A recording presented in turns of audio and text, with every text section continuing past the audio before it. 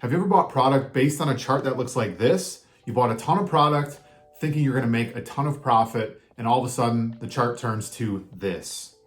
How's it going, everyone? It's Alex with AC Flips. I'm a full-time six-figure Amazon seller, and in today's video, I wanted to show you different aspects of the Keepa chart, how to understand products that could potentially tank in the future, and looking at different metrics to help prevent our purchases from tanking. If you think this is something that would benefit you, subscribe to the channel and we will jump right into the video. Okay, for our example in this video, we are going to look at these Nike shorts. Theoretically, we are buying these for $19. If we look at the chart down below, it's going to show us that we can probably sell these for $39.99. So let's take a look at the Keepa chart. Keep in mind, this is if these were selling a couple weeks ago. There was a sale on these shorts kind of at the end of March. So people were probably thinking that this is a great price, $39.99. People are buying them anywhere from $19 to $21.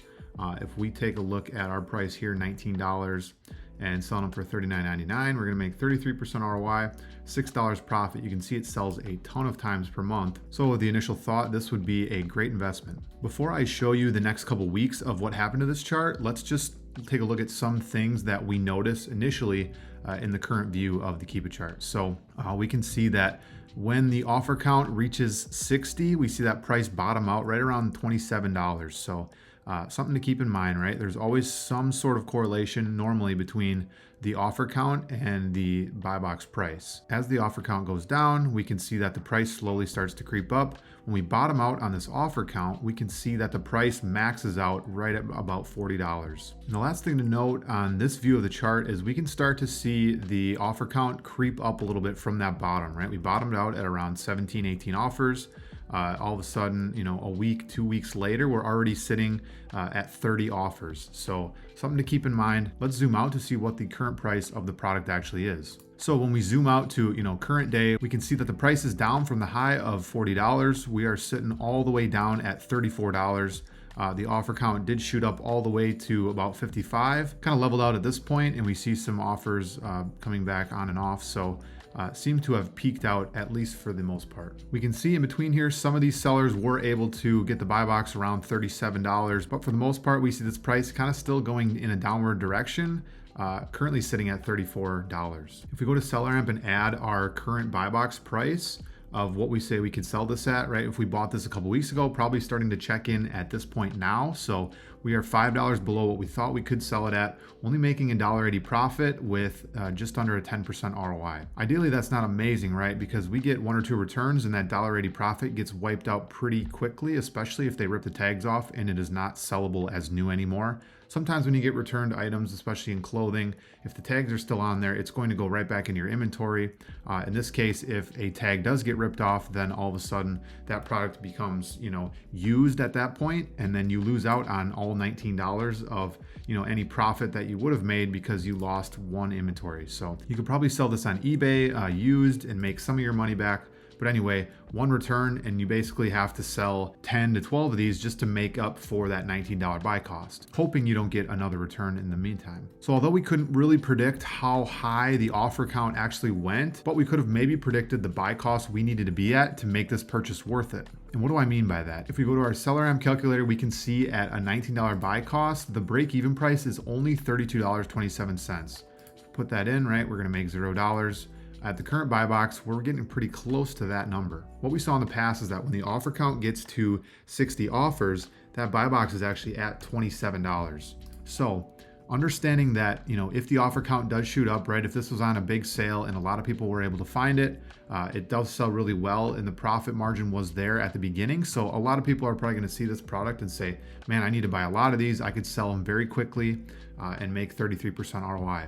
But if we do ever get back to that low price that we've seen when there is more offers on the listing, we're going to be losing $4. So that is the first initial risk you want to understand before purchasing any of these products. Another thing to note is when we were buying this product, right, in early mid-April, we saw the offer count start to creep up from that all-time low.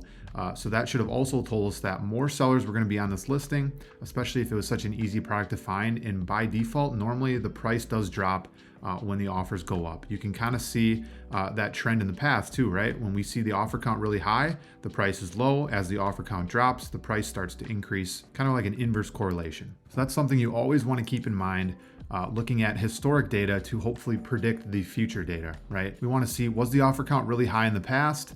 And what was the price at? So in the future, we can say, okay, if the offer count does get that high in the future, we should expect, doesn't always have to go to that price, but we should expect the price does get close to that old price that we were at when the offer count was up, near 60. If we zoom out a year, we can see other trends that happen. When the offer count goes really low, the price likes to creep up. When the offer count shoots back up again, the price does level out back towards that 27 to 30 range. If we're looking at the chart from here back, we can kind of see that when the offer count does go up, the price is going to drop inevitably.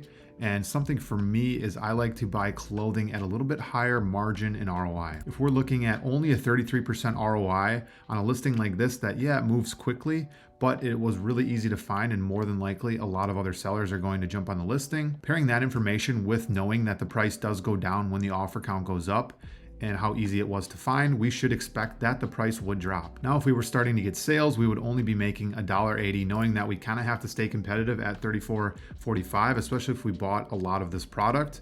And now we're not going to be making as much money. And if we get a couple of returns, we're actually going to be losing money on this listing. In an ideal situation, the price stays exactly where it is, but we need to make sure that we understand that what happens in the past, if the offer count does move, we know what happens to the buy box price, and we can kind of use that to gauge if we are still comfortable selling the product when something like that happens to the buy box price, right? If we bought this at 19 and said, okay, it's currently at $39.99, and if we think it could go all the way down to $27, is it still a good buy?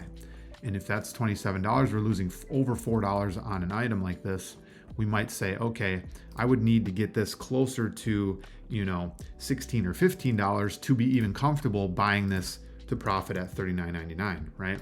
Now we're at a 70% ROI, much more room to be able to drop than if we hit our current $34.45 buy box. We are still looking at decent profit and ROI numbers. Even buying this for, $17 really only puts our break even still not close to that $27 bottom that we have seen in the past. We don't really know what this current buy box cycle is going to bottom out at, but right now at $34, it's not super profitable at our $19 buy cost. If we were buying it at $17, still making $3.81, which isn't horrible, but again, 22% ROI, knowing that we might get a return or two on a clothing item is going to only hurt our margins even more, and then make a product like this unprofitable, which means you spent all this time sourcing the product, you had to wait for all of it to check in, and then all that money tied up in this good product that you thought was good, but actually turns out you only made a couple dollars, and then all this time and money spent with a low return on investment. So that is kind of the major goal when looking at some of these products, right? If we're only going to make a 33% ROI when this price is up at its near its all-time highs,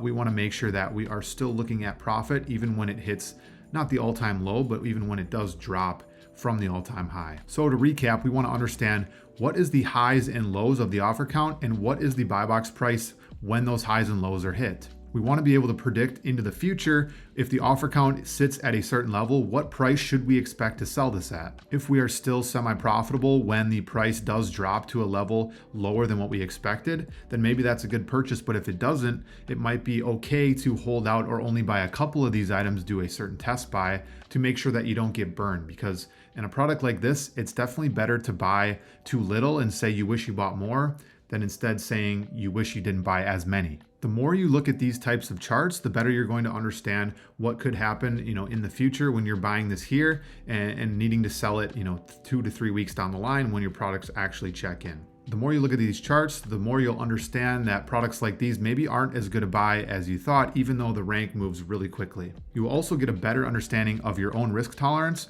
being able to buy products like these and seeing what actually happens to them, right? It's not a horrible idea to buy a product like this with the odds that it does stay up pretty high and not a bunch of sellers jump on it, or at least if you are able to get your product checked in quickly and still sell a good amount of these at the $37.50 range like some people did. All in all, these are all great learning experiences to help you understand what makes a profitable product and what makes you think you should be able to sell it at a certain price. All right, hopefully you guys have a little bit better understanding of the Keepa charts and some of the things that go into what causes a listing to tank and how you can avoid that in the future. If you guys found this video helpful, subscribe to the channel and I will see you in the next video.